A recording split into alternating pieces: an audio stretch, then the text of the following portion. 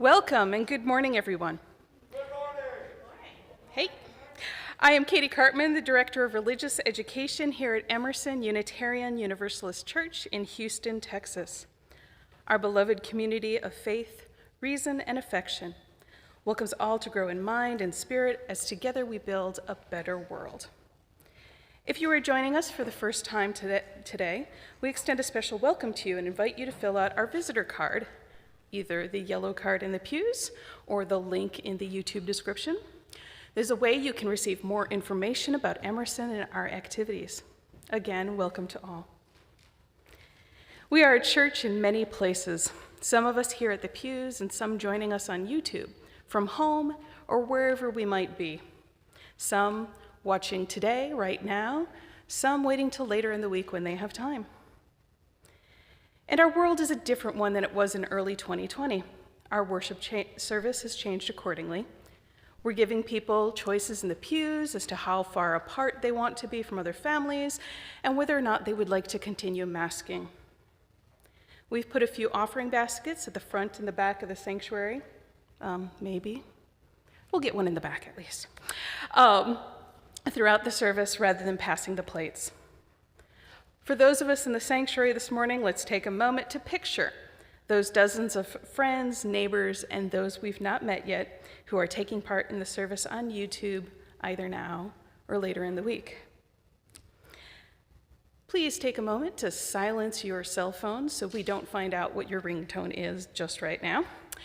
Following the worship service, folks in the pews may head out to the gathering place for snacks, as well as enjoying the weather in our courtyard and playground, and we'll also have social time on Zoom, hosted by board trustee Marilyn Rambo. Thanks, Marilyn. A chance for you to gather in small groups to discuss the service and what's going on in your lives. And now for our prelude, and I hear that Ariel will be joining Sean today.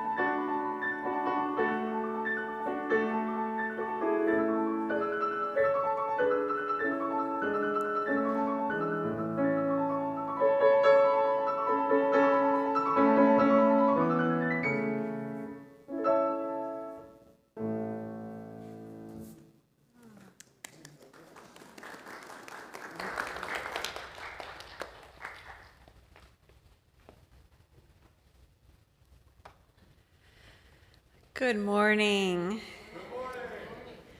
And welcome to Emerson Unitarian Universalist Church. I am the Reverend Michelle LaGrave, the interim minister of this congregation.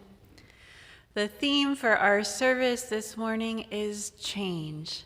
This is part of our Soul Matters programming, so the same theme is happening today with children's RE and adult RE and in small groups and in hundreds of other congregations across the U.S.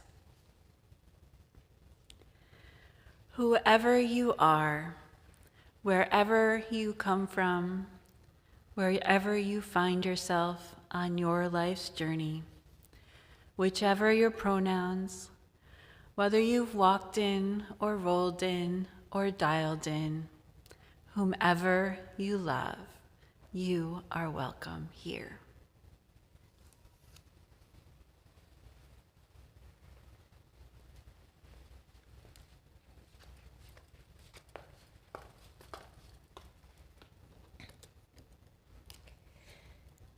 Thresholds, we cross them every day.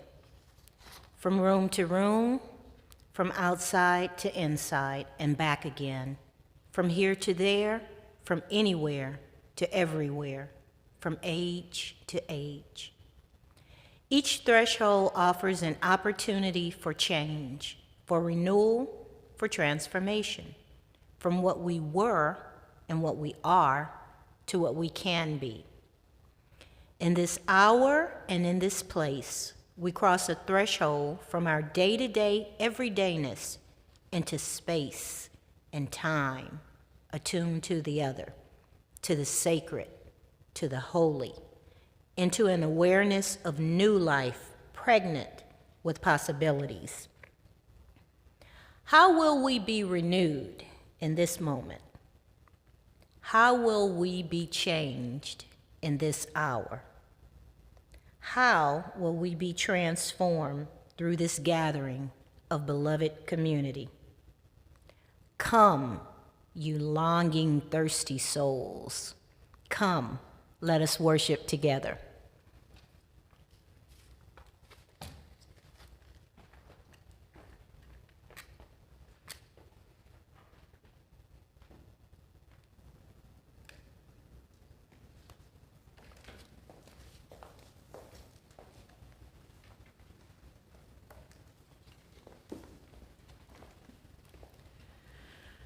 Let us rise either in body or spirit and join in singing our opening hymn, number 361 in the gray hymnal, Enter, Rejoice, and Come In.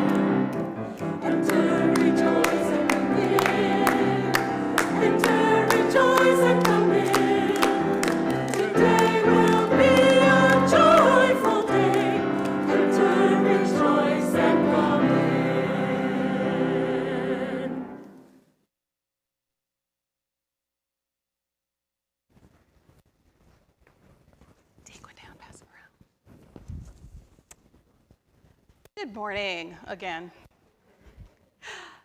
Today, I'm not going to tell a story. We're going to have a time for all ages. It's going to be a few questions. So, let's say that one of us has a friend who's interested in finding a church, and we want to tell them about our church. Can I get the next slide? What's the name of our church? Emerson. Yes. Isn't it great An easy question to get things started. So we're going to have to tell them more than our name, right?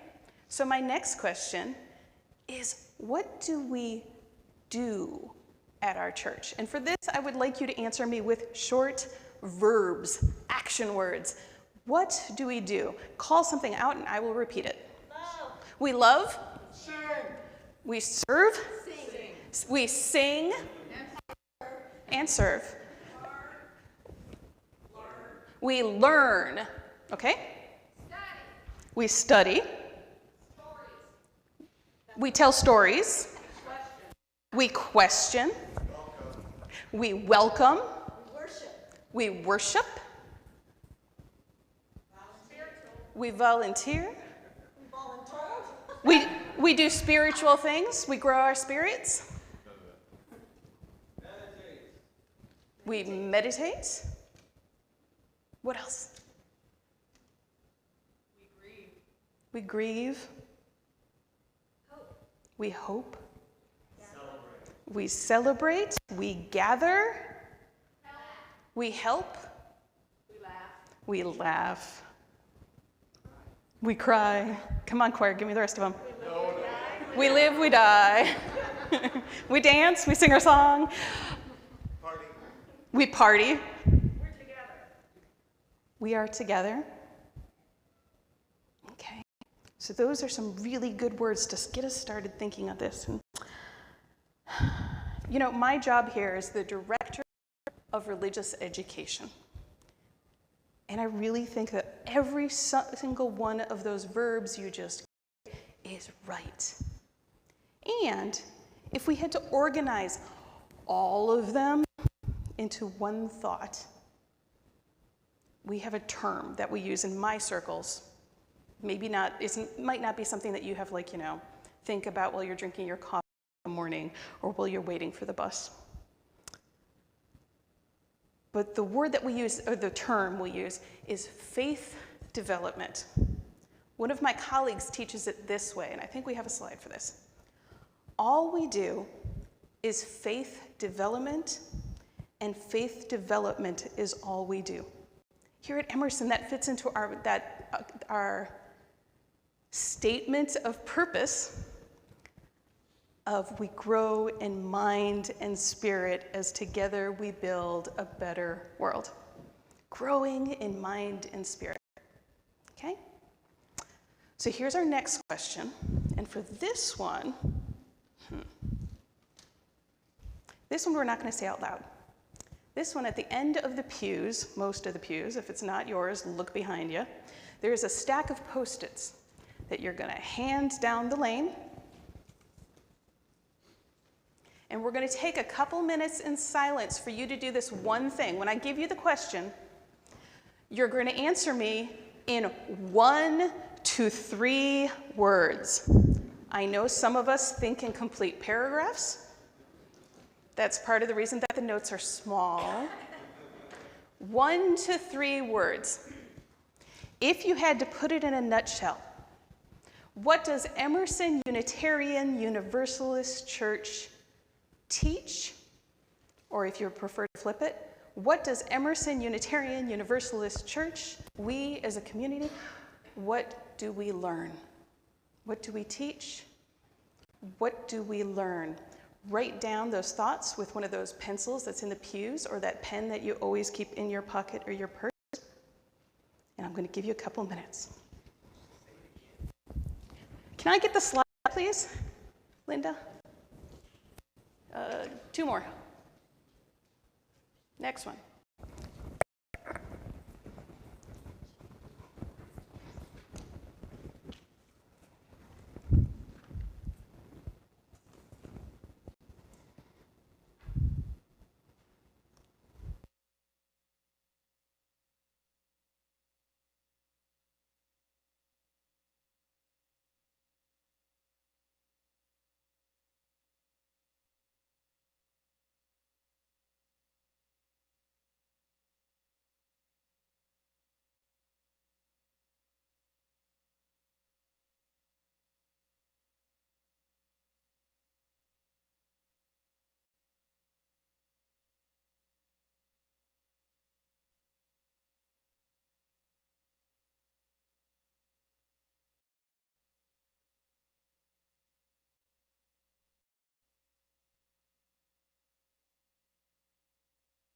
If you need a little more time to work on your sticky note, that is fine. Let me tell you why we wrote these down. The Unitarian Universalist Association and our seminaries and a bunch of big thinkers are working now on what does faith development look like in the here and now? What do we teach? What is it most critical that we teach? We want to make sure that each of us, whether we are 3 years old or 93 years old, can truly know. Not just something you put on a worksheet, but something that we truly know in our souls and enact in the world. So after the service, you can go out to the gathering place. I'm sorry, microphone, I didn't mean to do that to you. And put your Post-it note onto this sign. I will be sending everybody's responses to this group who's working on this project, and they will be compiling it in various ways. But one of the cool things is we're going to get a graphic that shows us things like what is the breadth of our answers, which ones came up a whole lot. So stay tuned. I will be doing a blog post about this. It'll probably be in about a month. We'll also have some opportunities for more questions, deeper questions. Today's just the teaser for movies to come. And now, our special testimonial today is thank you.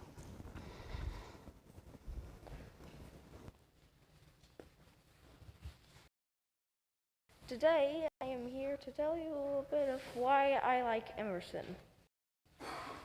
The first and main part of why I like Emerson is that so many people are welcoming and nice, just the overall tone. Another reason is all the fun events and gatherings, for example, Lunch Bunch. Well,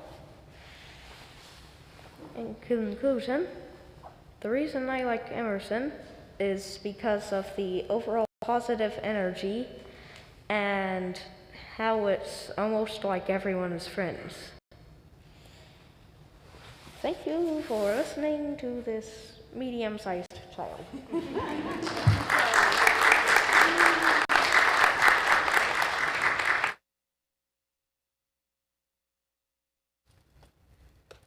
That's a tough act to follow.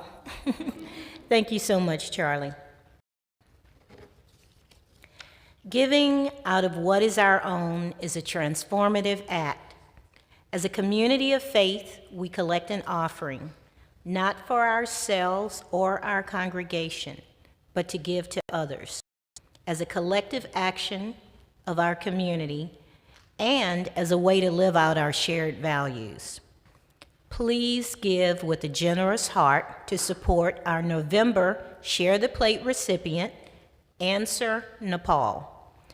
Each year, this organization funds the middle, high school, and college education of about 700 promising students from very poor and low-caste families. Emerson has a long-standing relationship with Answer Nepal, part of our commitment to social action and justice. Visit their website if you would like to learn more. The remaining 25% of our offering goes to our ongoing commitment to interfaith ministries, Meals on Wheels, feeding Houston seniors. And I would like to add that that organization was very important in my family for some of the elders. So, thank you. We have 3 ways to give. You can go to our webpage for online giving, or you can put your offering in our baskets or mail a check to the church.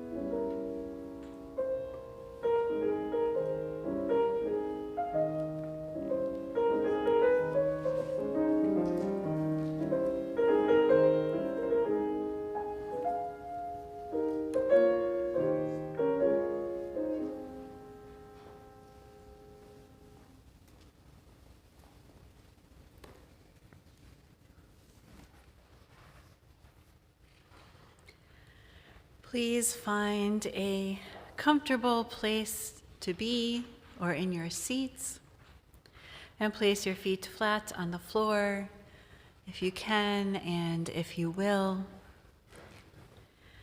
so that you might feel grounded, more connected to the earth which nourishes and sustains us all. Close your eyes if you feel comfortable doing so, and take a deep breath in as together we enter into a time of meditation followed by silence.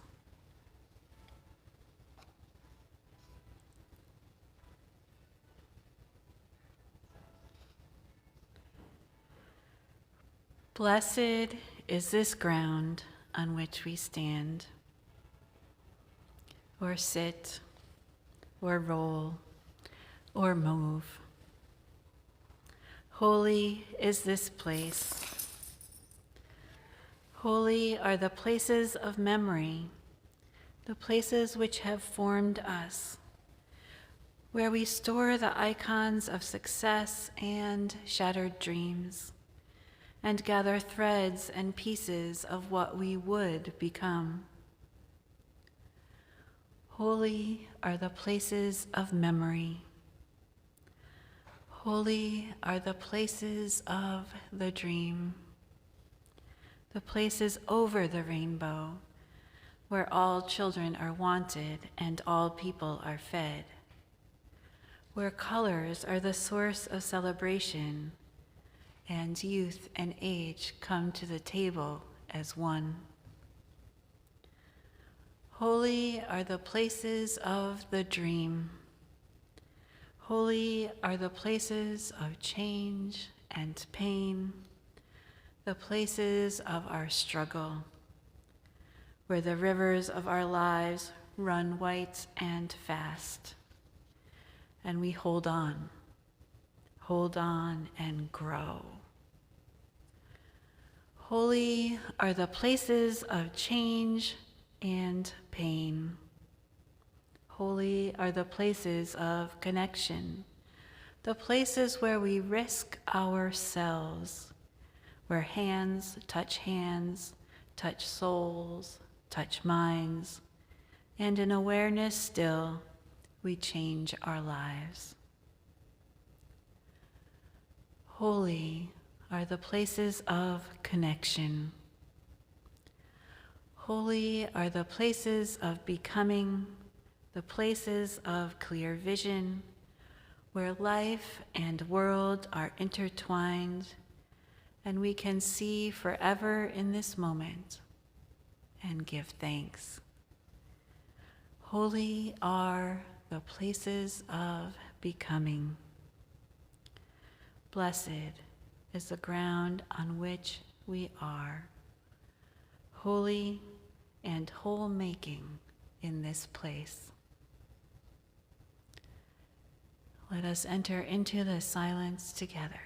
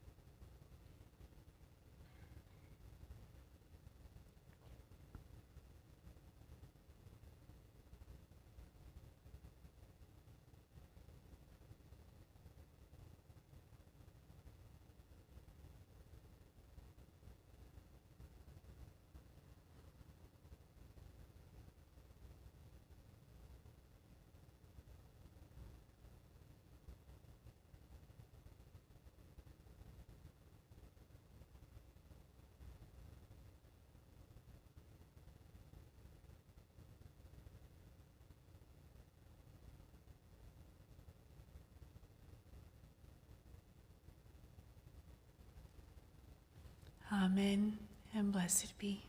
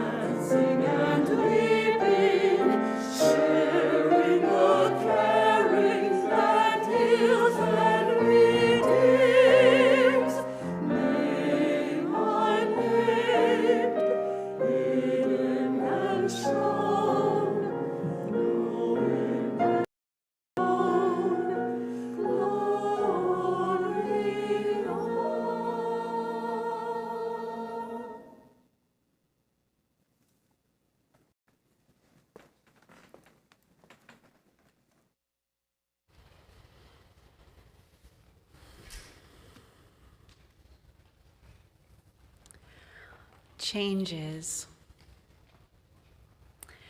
If you had asked me a couple of years ago, I would have said that I love change, that I thrive in it often. Not all changes, but a lot of them. I'm an interim minister. That can't come as too much of a surprise, right? I travel around the country, constantly moving to new states, new congregations, new ways of being and doing, learning new environments, learning new cultures, helping and supporting and encouraging congregations to become stronger and healthier by putting into effect group cultural change. I would have said, I love change. And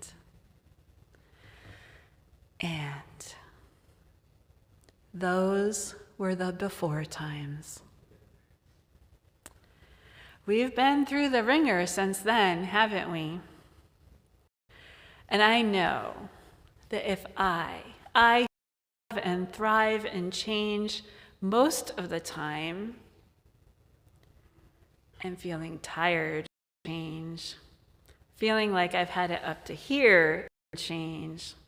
I can only imagine how the rest of you who don't love change and don't thrive on change might be feeling.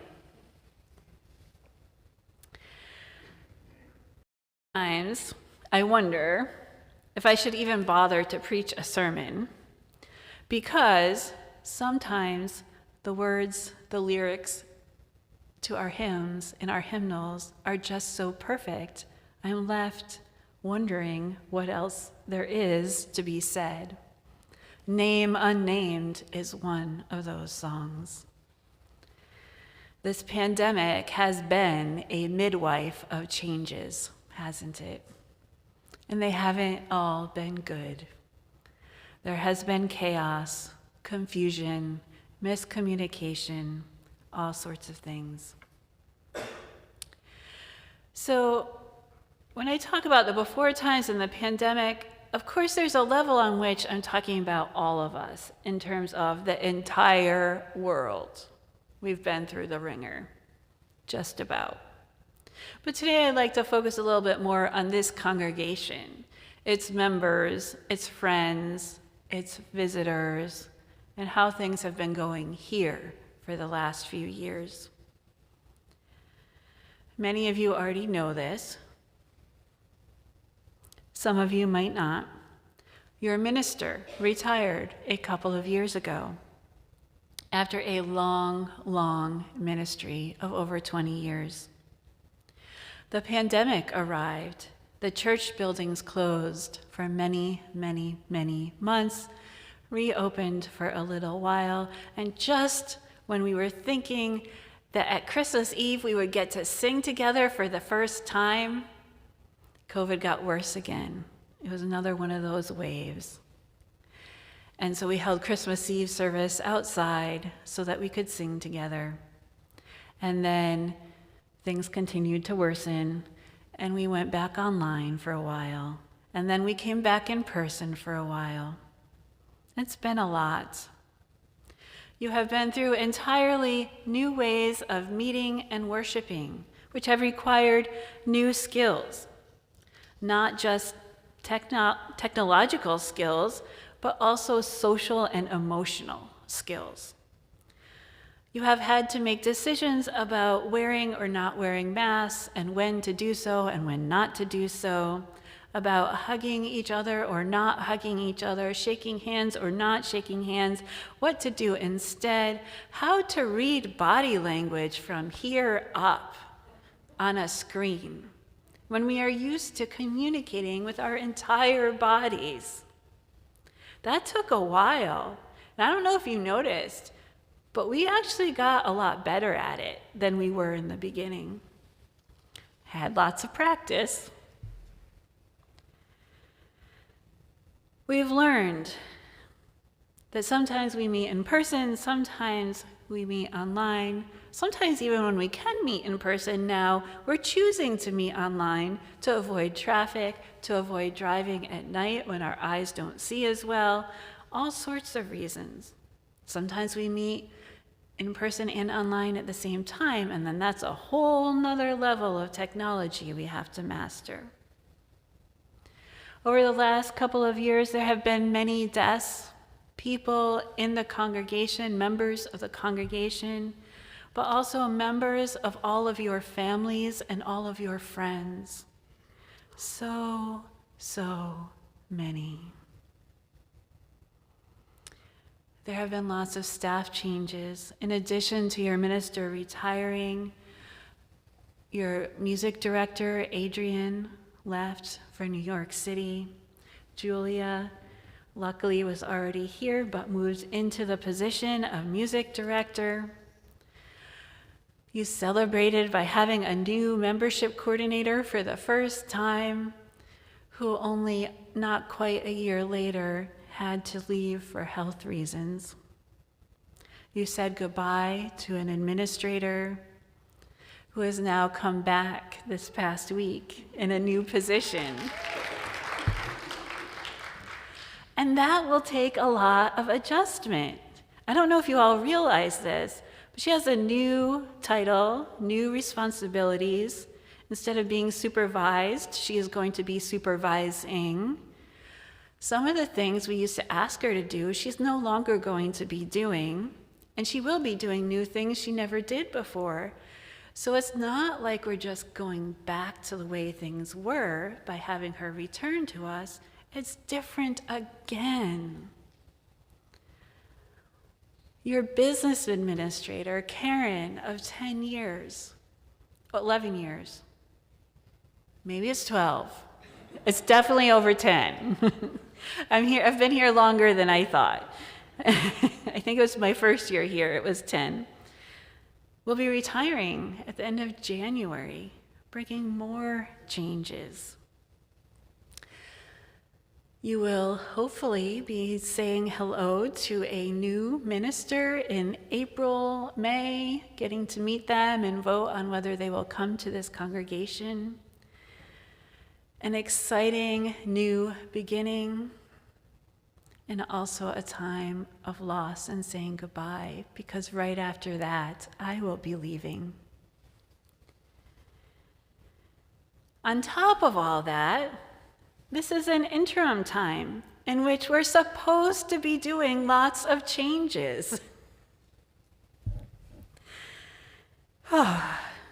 Who's feeling it? Are you feeling the weight of all this?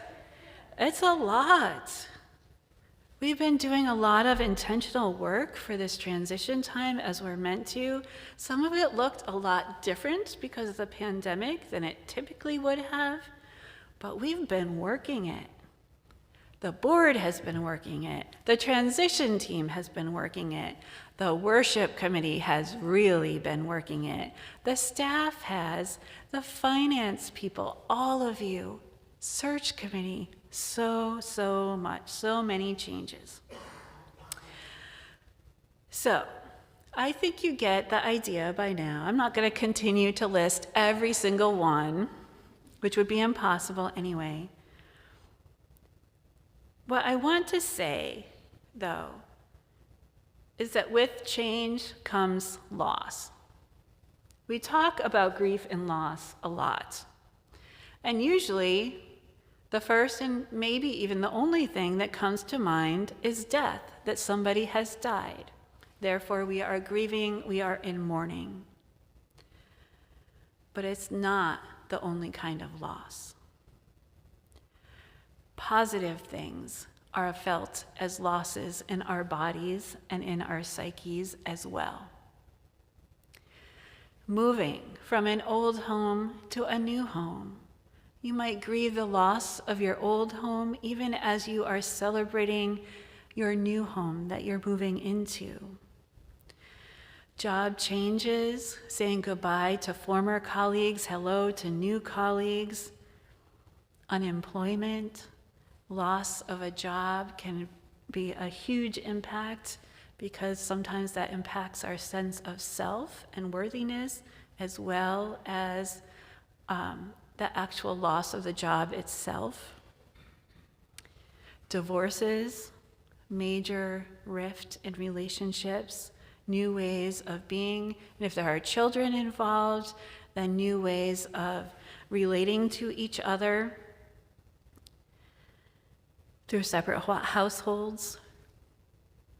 Marriages. When you get married, you say goodbye to the single life. You guys say goodbye to the way things used to be. The addition of new family members, whether it's the birth of your own biological baby, infant, or adoption, or the addition of in-laws, or a roommate moving in when you used to live by yourself, or chosen family, new chosen family coming into your family. Positive changes, but they're also losses because you've had to change the way that you relate, the way that you behave, the way that you live your life. And so there are things to grieve as well. We grieve even when we celebrate. Because with the exciting, with the positive, with the new, also comes loss of the old ways of being and doing. Someone said to me recently, a couple of weeks ago, that they weren't sure that we had had enough time in this congregation grieving the losses, grieving the changes. And that was really helpful for me to hear, because sometimes I feel like I harp on it too much. Harp isn't really the best word, but acknowledge it, name it, lift it up. But this person said, I don't think we've done it enough. So here we are. Today is a day of grieving, of acknowledging our losses, of what has come through change. And next week, for our Thanksgiving service, will be the mirror reflection to this worship service. Today, grief and loss. Next week, gratitude. Grief and gratitude, they go together so many times. So in just a moment, I am going to invite you to participate in a ritual. I'll ask you to take a moment or two first to reflect on some of those changes that you have experienced. I may have named them, I may not have named them, maybe something different, and have you come forward and choose a stone or two or three from the tray on this table right before us and plop it into the water, into the vase filled with water. And then come to the microphone if you're willing and want to share with the rest of us. You don't give any details, just quickly, a few words. Job loss, I missed the order of service, whatever it is. Feel free to go ahead and name it out loud if you would like to do so. Okay. And don't worry about the water level. Okay? Just put as many stones in there as you want and as you need. Okay? For those of you who are online at home, you can get up and grab a glass of water and some stones if you would like to join us in this ritual as well, or do it afterwards. So let us begin.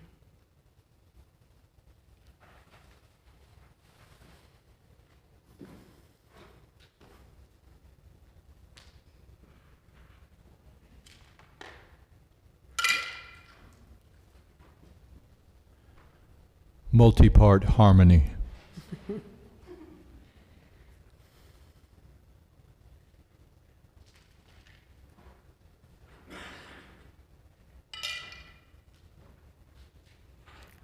Job change.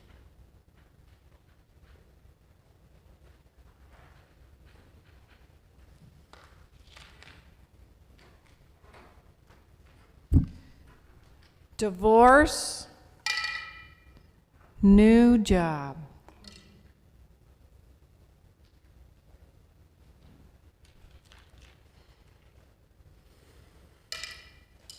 Freedom and safety.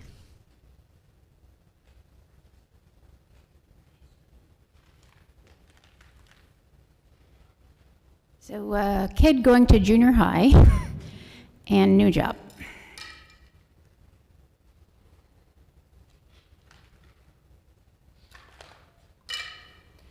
New job. Emerson's orchestra. New job, new state, new house, child moving to college. Death.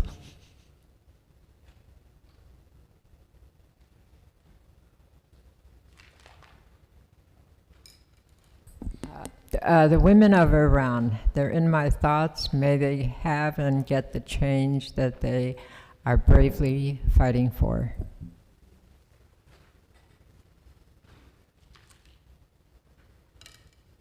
Retirement.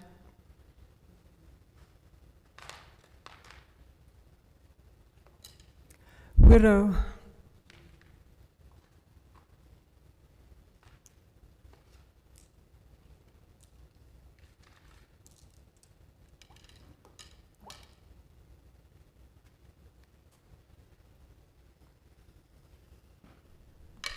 Career end.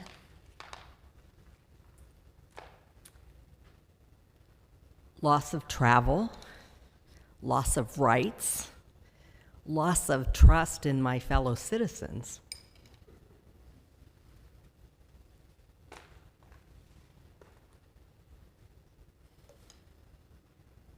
My granddaughters.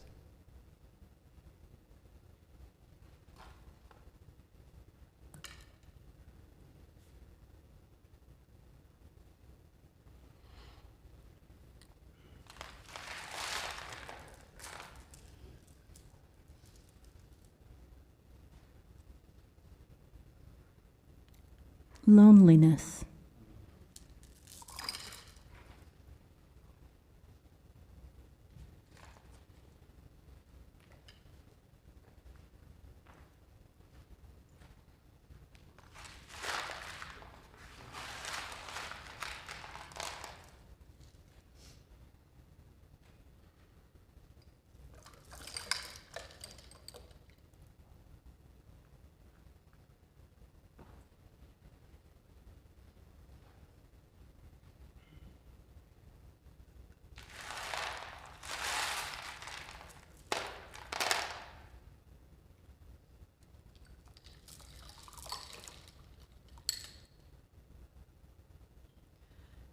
Retirement from RE and the loss of too many family members and friends.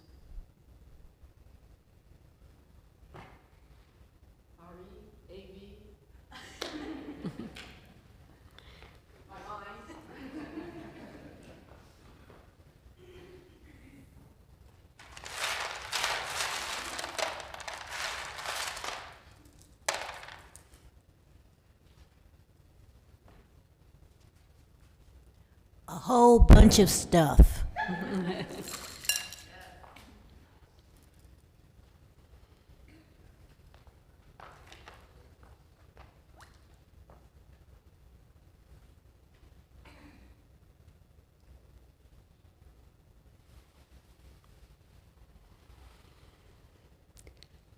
Together as a community, we hold and honor all of these losses, those named and those unnamed, those known, those yet to be known.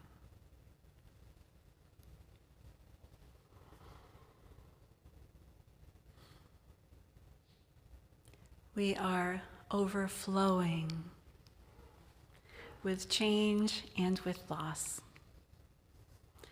Just like this vase and the stones are overflowing with water.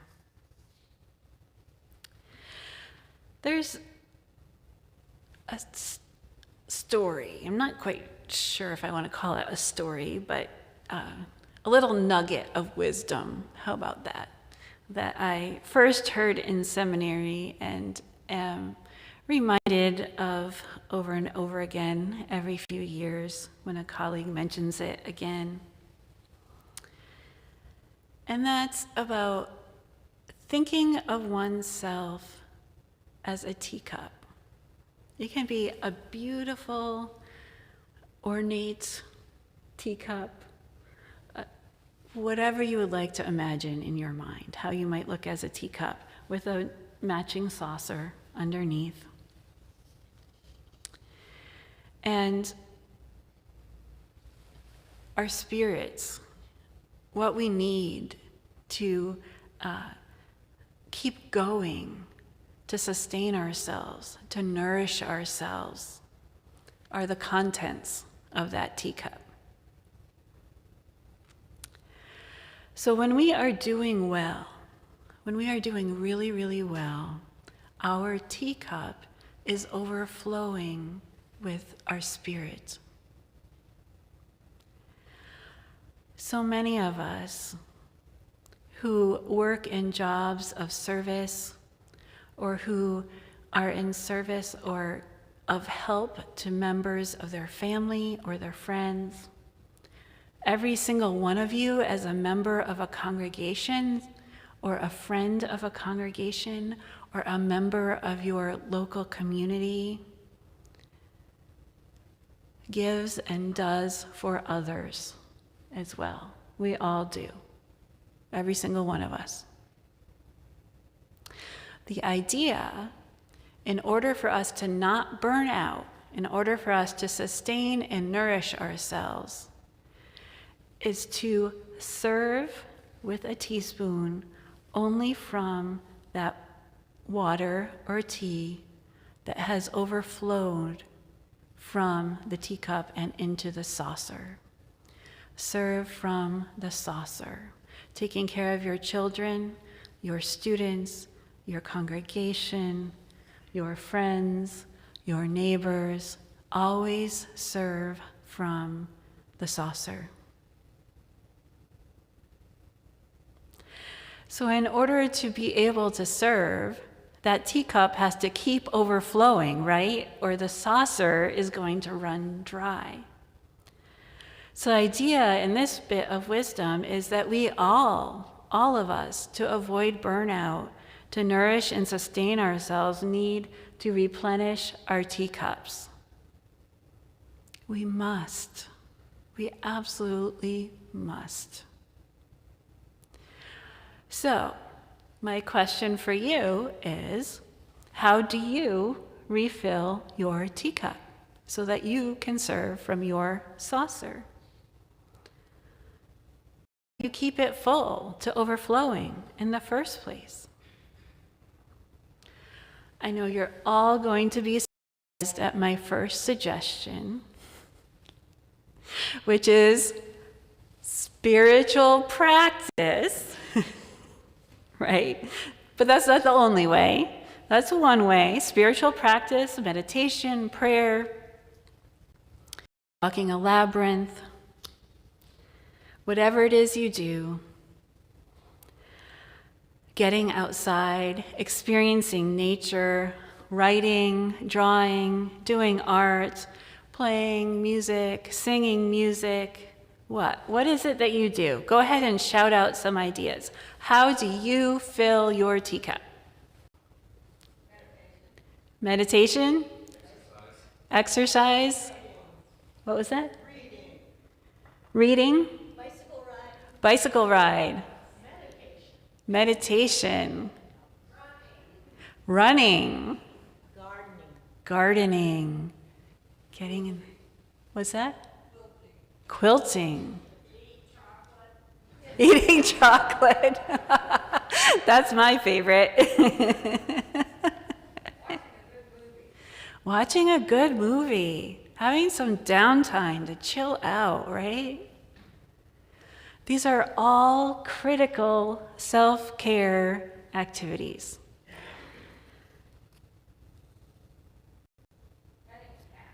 Petting a cat, yes, or more than one. There's another UU minister. Her name is Amy. She's in Florida, and she got this tiny little kitten that got found outside of her house, and she wound up breaking it in, and it needed to be bottle fed, syringe fed, and then bottle fed, and all of that. And she started posting on Facebook every single day. We had kitten update number 1 all the way through. Now we're up to kitten update number 80 something. I am someone who will not go on Facebook for 2 or 3 weeks, maybe even a month at a time. I go every day now. I have it pinned to the top of my feed, so I always find out what Gamble is doing. There's at least 3 pictures and a short video clip, and it's all about how he interacts with his dog, Tina, and his older cat, Gracie, who wasn't too thrilled with him in the first place. And actually, so this is my experience, but they have studied this. They've showed that watching cute cat or kitten videos on YouTube actually does elevate your mood. So that's a good thing to do. So I just want to point out that there are different types of change. There are adaptations we might make for survival that might be maladaptive later in the future, but we need them in the moment. They can be temporary. There is also the kind of change that begets actual transformation. It's not just different. There's something new or better growing or coming along when you go through a process of transformation. We can all do this as individuals. We can do this as a family. We can do this as a congregation, as a community. It entails growing spiritually and emotionally and psychologically. Transformation requires some sense of intentionality. It requires the ability to reflect and the actual not just the ability to do it, but actually reflecting. And that's something that's really what is intended for a typical interim time, that a congregation will transform itself, that the changes will be long-lasting and for the better, for the good, so that the congregation moves toward greater health and greater strength. And please don't let that impact your congregational self-esteem any. Because every single congregation, every single family, every single individual has room to get stronger and healthier, right? Even healthy families, healthy congregations can get healthier. So this is what we do. And we need full teacups in order to do it. And that's really, really hard during a pandemic. I know that. And your strength and resilience has been amazing. So this is where I'm going to tie it into theology. So theology, thea, we're talking about God, however you might or might not understand God to be. This is process theology in action. I know some of you at least have heard some sermons the last couple of years about process theology, but in case you missed those, the very basic definition of it is, throwing out those old words and definitions of God that many of us grew up with, all the omnis, omnipresent, omniscient, omnipotent, right? That God is not already perfect, that God's self, is constantly growing and changing and evolving. And for us, as William Ellery Channing, one of our Unitarian founders, says, for us to be like God, then that means we too need to be constantly growing, changing, evolving, and not already perfect. We're on the path. Channing, actually, this really fascinates me, believed that this path of self-culture continued not just through our entire lifespan, but after death as well. No rest for the weary in 19th century Unitarianism. You will continue to grow and like it, even after you're dead. I joke, because sometimes we need to. But more seriously, this is part of how we reflect the theological value of transformation back into the congregation in terms of the work we do and the ways we grow and change and transform. So what I want to say, how I want to end, is by saying,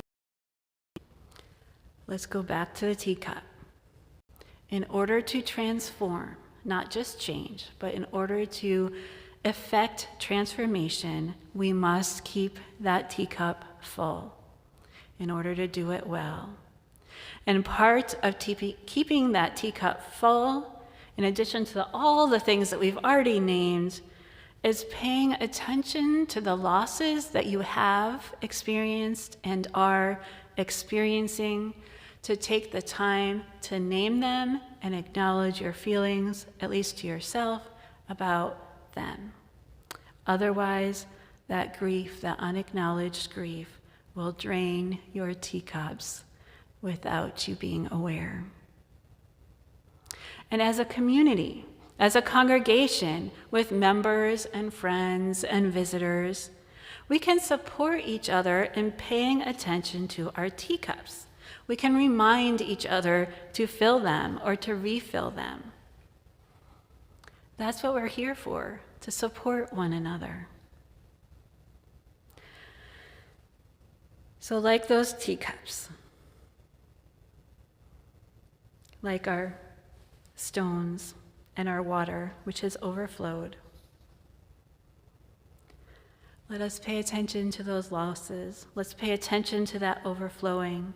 Let's allow our teacups to overflow as well, but with spiritual sustenance and nourishment. You are all worthy. Every single one of you. You each deserve to be overflowing with spiritual sustenance and nourishment. May it be so. Amen, and blessed be. Now, let us sing. Time to get moving. Let's rise in body or spirit, or wiggle your arms, or shake out your legs, or whatever you want to do. Dance in the aisles if you want.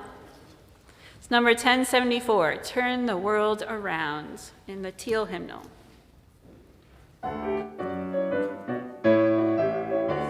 We come from the fire, living in the fire. Go back to the fire, turn the world around. We come from the water, living in the water. Go back to the water, turn the world around. We come from the mountain, living on the mountain. Go back to the mountain, turn the world around. Oh, such is life.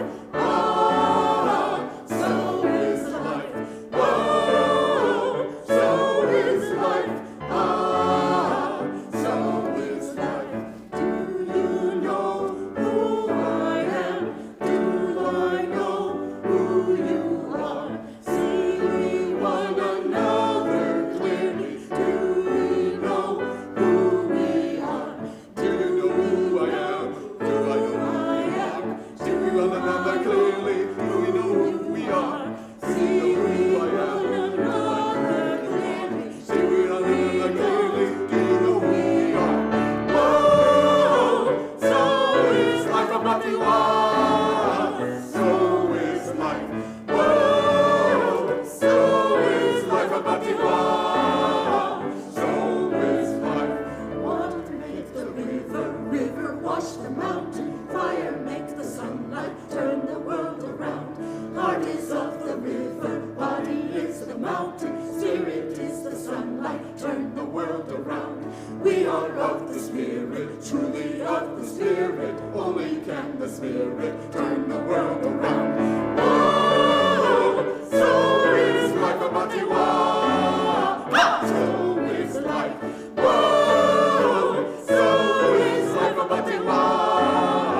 So is life. Whoa, so is life a batiwa. So is life. Whoa, so is life a batiwa. So is life.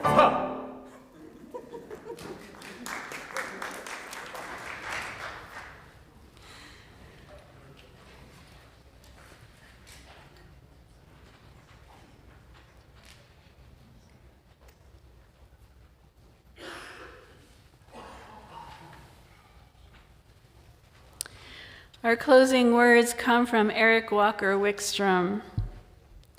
If you are who you were, and if the person next to you is who he or she or they were, if none of us has changed since the day we came in here, we have failed. The purpose of this community, of any church, temple, zendo, mosque, is to help its people grow. We do this through encounters with the unknown, in ourselves, in one another, in the other, whoever that might be for us, however hard that might be, because these encounters have many gifts to offer. So, may you go forth from here this morning, not who you were, but who you could be. So may we all. Amen, and blessed be.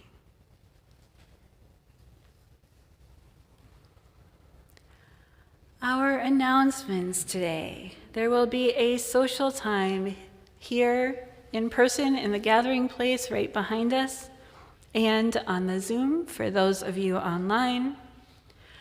I believe Lunch Bunch is happening today at Flo's. Okay. And everybody is welcome to come to Lunch Bunch, no matter your age. They've chosen kid-friendly places to go with that in mind. So everybody come, whoever wants to. They will leave in about 15-ish minutes. On the other hand, if you would like to learn more about Emerson, if you are visiting today and are curious about us and would like to join me for an open house, I'll be in the gathering place after the service. And after a little time for refreshments, we can meet up. Last chance to get your Share the Plate nominations in for the new. For those of you who may not have experienced this before or yet, when we give the money we collect for the offering, we give it away. The way that happens is people nominate which organizations they want to give to, and then there's a committee that chooses which organization each month. So if you are interested in having a say in where our joint dollars go, be sure to get that form in, which is in the e-blast and in the gathering place. And I will turn it over to Dory. For an announcement about stewardship. We have received 74 pledges totaling about $360,000, which is 61% of our goal, so thank you all very much. We estimate that about 100 folks who have not yet pledged. So if you happen to be one of them, and I'm not going to look out, you might be getting a call from our calling stewards. Our goal is to get all pledges in by November 20th so the board can finalize our budget. Remember, we are 100% self-funded. None of the collection plate goes to the operations of this church. It's our pledges that make the church operate. So when we pledge, we make a commitment to keeping our church doors open so we can work on building a better world. Whether housing English as a second language, the ASL program, whether allowing Tanglewood to rent space to teach our youngsters, educating about and advocating for social justice and equality issues, we can do it all better with this amazing campus that we are blessed to steward.